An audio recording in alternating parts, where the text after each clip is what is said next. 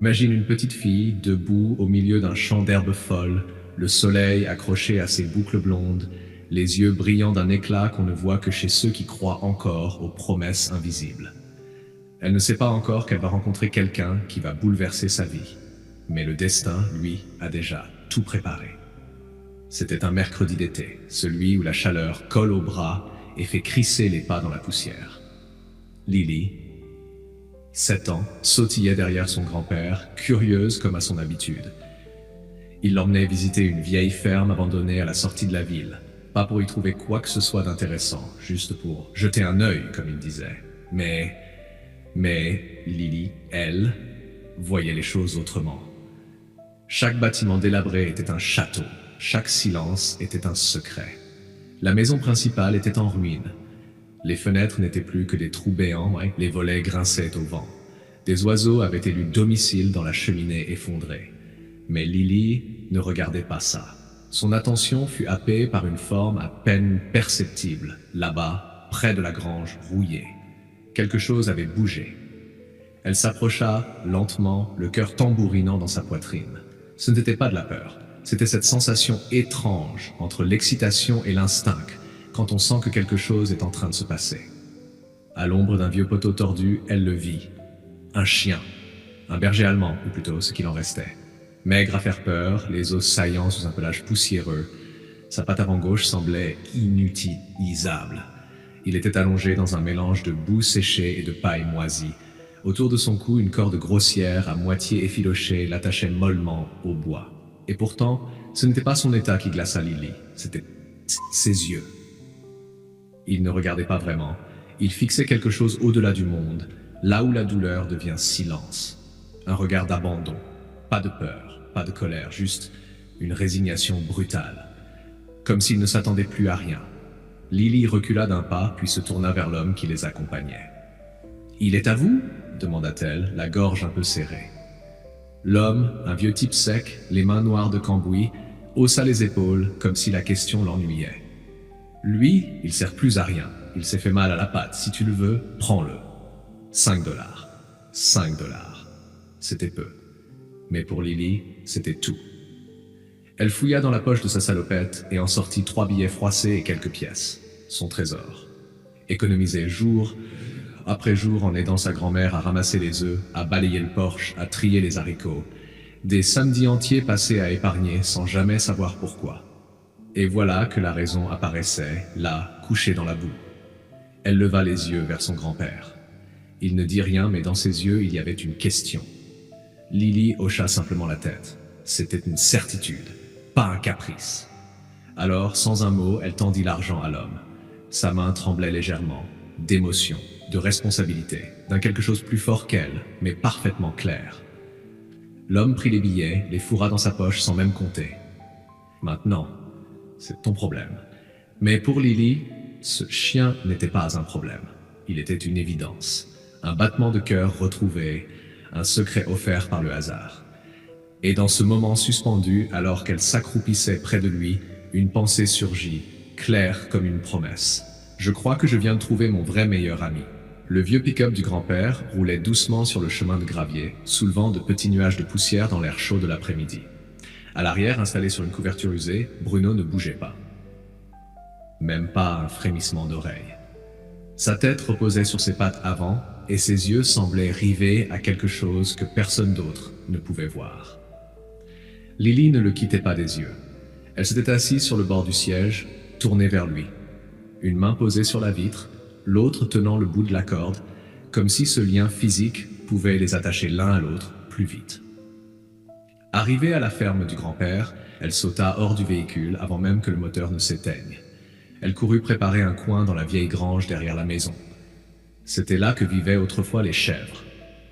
Depuis, il ne restait qu'un râteau oublié, quelques bottes de foin et l'odeur du bois fatigué. Avec soin, elle étendit une couverture, plaça un seau d'eau fraîche et une gamelle remplie de croquettes.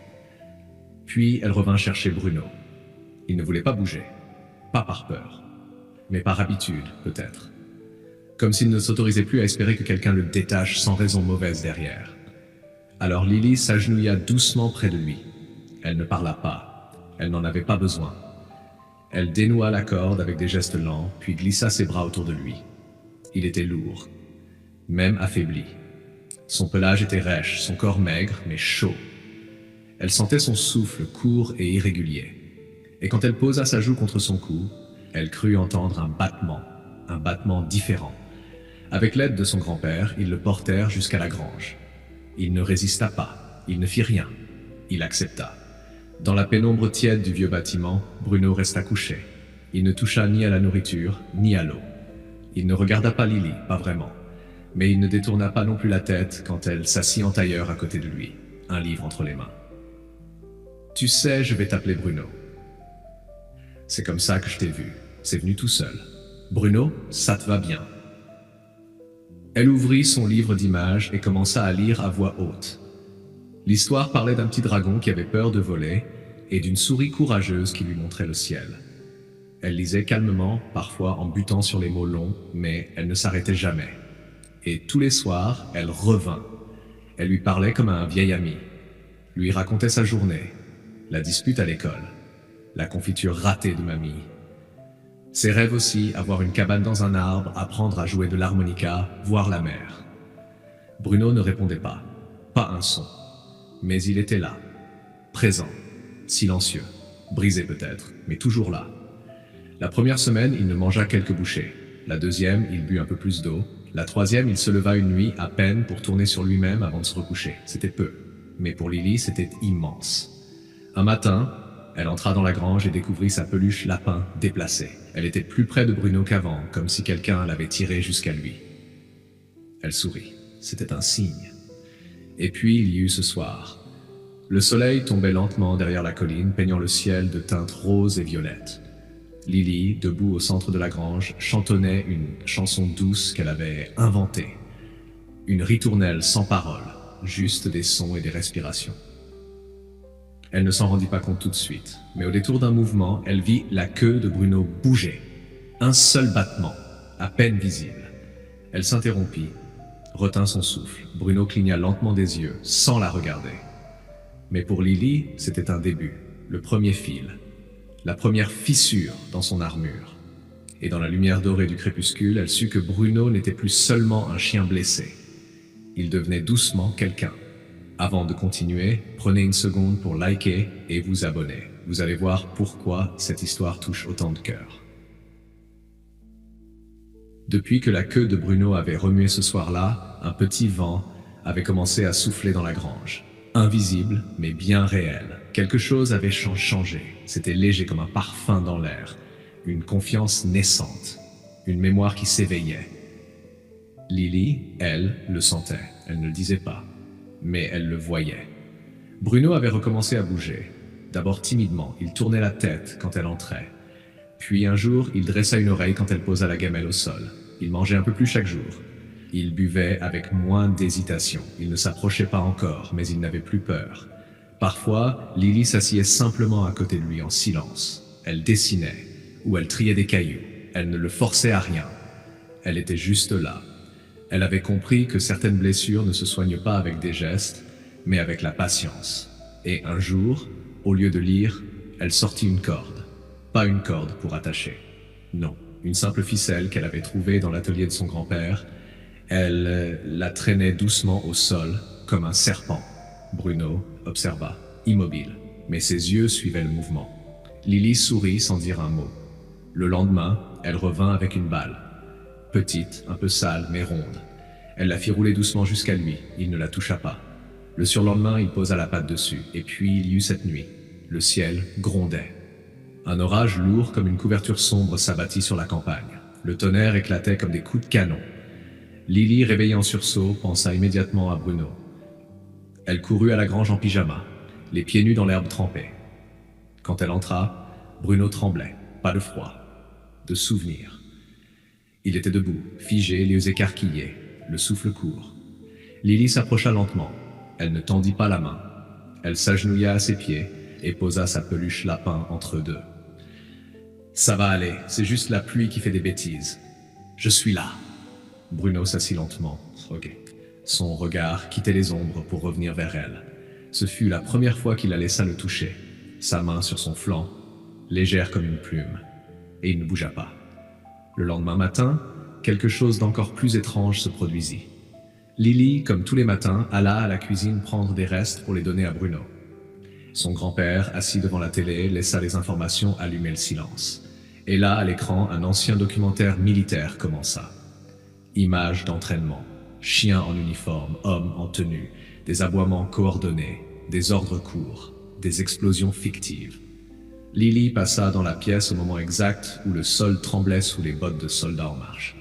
Bruno, installé à l'entrée de la cuisine, s'immobilisa. Il redressa la tête, dressa les oreilles, se leva lentement et resta là, immobile, dans une posture parfaite, droite, précise, comme un soldat appelé au garde à vous. Lily et son grand-père se regardèrent. « Tu as vu ça ?» murmura le vieil homme.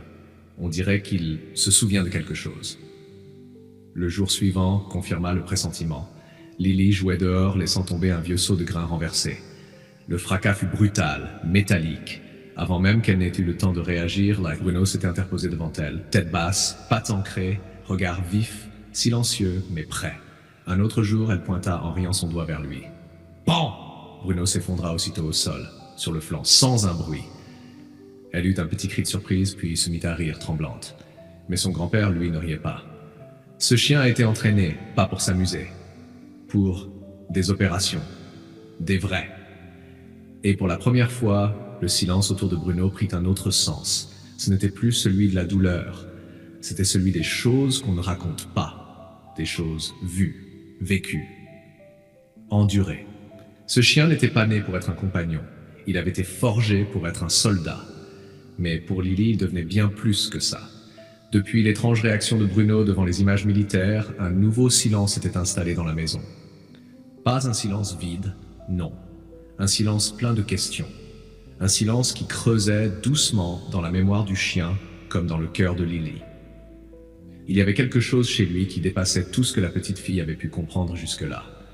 Un savoir ancien ancré dans ses os. Une discipline qui surgissait parfois sans prévenir dans la posture de son dos, dans l'inclinaison exacte de sa tête, dans ses réactions soudaines aux bruits secs ou aux gestes brusques. Mais il y avait surtout une chose que Lily comprenait de plus en plus. Bruno n'était pas seulement un chien abandonné, il était en exil. Alors elle fit ce qu'elle avait toujours fait, elle continua à être là, présente, douce, fidèle. Elle ne posait pas de questions. Elle n'avait pas besoin de savoir où il avait été, ni ce qu'on lui avait fait faire. Tout ce qu'elle savait, c'est que maintenant, il était ici, avec elle. Et puis, un jour, l'histoire reprit. Brutalement. C'était une fin d'après-midi. L'air sentait la mousse et les aiguilles de pin, et Lily jouait à attraper un papillon au reflet bleuté. Elle s'enfonçait, sans s'en rendre compte, un peu trop loin vers les bois. Bruno la suivait à distance, attentif. Le papillon virevoltait, léger, insaisissable. Elle riait. Elle tournoyait. Elle sautillait entre les hautes herbes. Et soudain, un craquement. Un bruit de feuillage déchiré. Une ombre massive surgit des buissons à quelques mètres d'elle. Un sanglier. Immense. Le poil hérissé. Les yeux sombres. Les défenses luisantes. Il chargea. Tout alla très vite. Lily recula d'un pas, incapable de bouger, les jambes figées par la peur. Mais Bruno bondit. Son aboiement claqua comme une détonation. Fort, grave, inattendu. Il courut de côté, se plaça entre Lily et l'animal, son corps tendu. Ses muscles, malgré la blessure ancienne à la patte, obéissaient comme autrefois. Il grogna. Fort. Il fit diversion, feinta, tourna, aboya encore. Il guidait la bête, l'éloignait avec stratégie. Et quand le sanglier hésita, Bruno se rua vers lui une dernière fois, tête baissée, gueule ouverte. Le sanglier battit en retraite.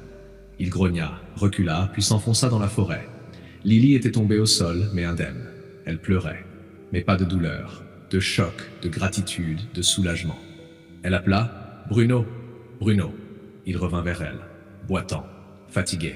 Mais la tête haute, il s'assit près d'elle, elle le serra dans ses bras, comme on serre ce qu'on refuse de perdre une seconde fois. Son grand-père, alerté par les cris, arriva en courant. Il n'eut pas besoin de poser de questions. Il vit la scène. Il comprit. Le lendemain, ils allèrent chez le vétérinaire. Le Dr Simmons, un homme rond et calme, examina Bruno avec soin. Puis il fronça les sourcils. Il a une puce. Là, sous l'omoplate, c'est une puce militaire. Je reconnais le modèle. Il prit un appareil spécial, le fit glisser sur la zone, un bip, et puis l'écran afficha un identifiant, une série de chiffres, suivie d'un nom. Bravo 9, unité K9, portée disparue au combat il y a 2 ans. Personne ne parla tout de suite. Lily, elle, se contenta de regarder Bruno, et elle comprit enfin ce regard qui semblait si vieux dès le premier jour. Ce silence lourd, cette discipline, cette tristesse sans fond. Ce n'était pas un chien abandonné. C'était un soldat tombé dans l'oubli, un héros effacé du monde, qui avait survécu on ne sait comment, et qui avait été vendu comme un objet sans valeur. Elle pleura, longuement, mais pas seulement pour lui. Elle pleura aussi pour ceux qu'on oublie, pour ceux qui sont brisés parce qu'ils ont vécu et qu'on laisse dans un coin. Et elle le serra fort. Tu étais un héros avant, maintenant tu es le mien. Bruno ferma doucement les yeux et posa sa tête sur les genoux de la petite fille. Pour la première fois depuis des années, il dormait sans trembler. Et dans le silence de la grange, entre les ombres et la lumière, 2 âmes blessées avaient fini par se réparer l'une l'autre. Si cette histoire t'a touché, même un tout petit peu, si Bruno t'a rappelé un animal que tu as aimé, ou si Lily t'a fait penser à l'enfant que tu étais, alors prends une seconde. Pas pour moi. Pour eux. Pour tous les liens silencieux qui sauvent des vies sans faire de bruit. Écris un mot pour Lily. Un pour Bruno. Like si tu crois que l'amour peut guérir, même les blessures les plus profondes. Abonne-toi pour ne rien rater des prochaines histoires vraies, puissantes, humaines, parce qu'il y a encore tant de cœurs à recoller, ensemble.